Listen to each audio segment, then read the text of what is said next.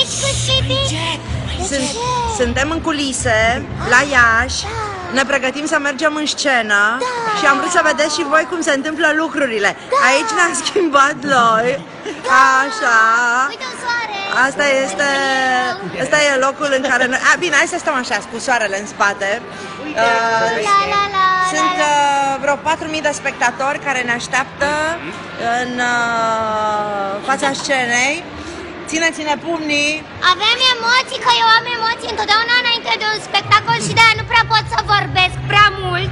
Așa. Că sunt foarte emoționată, dar totuși nu știu să văd, poate îmi revin un pic să vorbesc cu voi până începe tanti prezentatoarea spectacolul, că vreau să vă zic ceva, cinghi-linghi. Adică asta înseamnă... A inventat fetița Zurli un cuvânt nou în limba Zurli. Da, e cinghi-linghi, este din rădăcina familiei de aucilică mămălică, se rudește cu pupici cu schipici și înseamnă te iubesc. Cinghi-linghis la plural, adică vă iubesc pe voi mai mult. Cinghi-linghis. O să învăț și pe prietenii mei de la Iași să văd dacă o să reușească să-mi spună. Fiți atenți cum facem. Cum? Eu o să mă duc cu telefonul pornit, direct în direct, și o să fac intro-ul și voi o să veniți. Da? Și noi rămânem în direct. Publicul nu știe că suntem în direct. Deci mergem, ieșim din culise și eu o să merg, o să întorc telefonul ca să vedeți exact despre ce este vorba. Ok. Hello! Ei nu știu că suntem în direct pe Facebook. Hai să vedem să nu cadă aici. Ai deschis microfonul la noastră? Perfect, pentru că acum trebuie să vă spun, suntem în direct pe contul de Gașca Zurli, care aveți telefoane la voi. Deschideți-vă telefoanele să vedeți că în acest moment suntem în direct pe contul de Gașca Zurli de pe Facebook. Vreau să le faceți cu mâna prietenilor noștri din țară. Mamă, câtă lume! Wow! Mă duc la scenă. Vreau să vă prezenăm. Hello! Bună dimineața! Bună dimineața! Nu v-am auzit! Bună dimineața! Suntem la Iași! N-am mai fost la Iași de anul trecut. Wow! Atâta lume! Să ridice mâna cei care au ajuns la spectacol. Mamă! Toată lumea asta a venit pentru noi? Vreau să strigăm împreună Gașca Zurli. 1, 2, 3 și... Bravo! Dragi prieteni din Iași, sunt foarte fericită că am reușit să ajungem la voi. Unde e Amalia mea? Vino încoace și ținem tu, te rog frumos, telefonul, pentru că vreau să le facem cu mâna oamenilor din țară care se uită în acest moment la noi și să le spunem bună dimineața. 1, 2, 3 și... Ține tu, te rog frumos, telefonul. Perfect! Ce bine e! Wow! Mamă!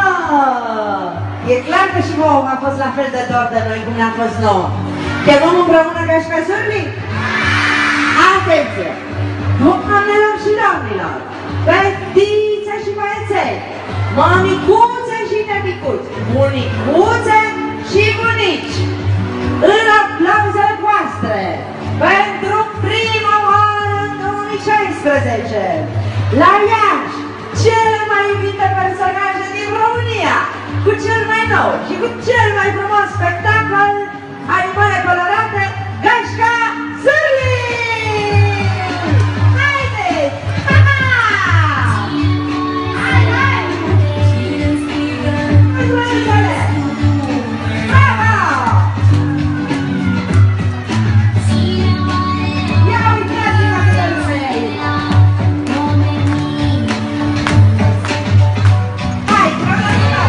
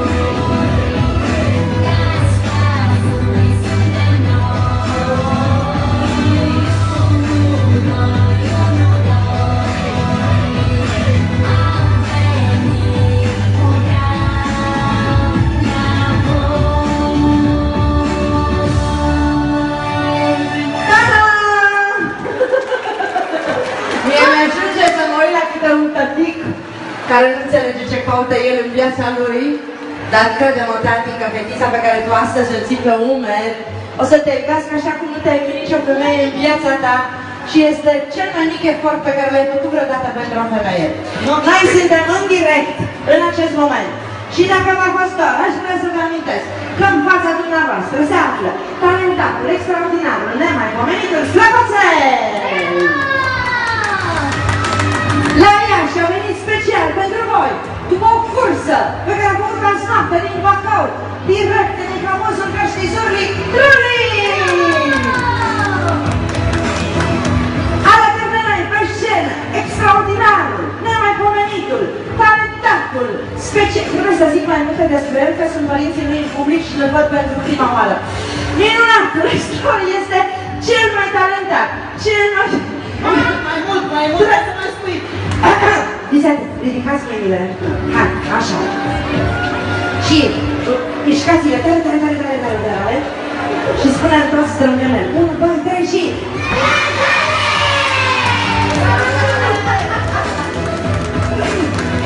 Drăguța, talentată, specială, extraordinară, inventatoare de cuvinte. Dacă ai imitat-o, nu mai imiți pe mine și te imi pe tine. Bine? Fetița Surli! Hei, bună ziua! Eu sunt Tati, prezentatoarea! Bine v-am găsit! Suntem în direct chiar acum pe Facebook! La Iași! Foarte mulți copii și părinți au venit să ne vadă! Aplauze pentru mine! Bravo! Opa! O să încheiem aici transmisiunea directă pentru că avem de făcut un super spectacol. Aveți grijă de voi. Vă mulțumim din suflet că ne urmăriți pe contul Gașca Surli și până data viitoare la o nouă transmisiune ne facem cu mâna, prieteni!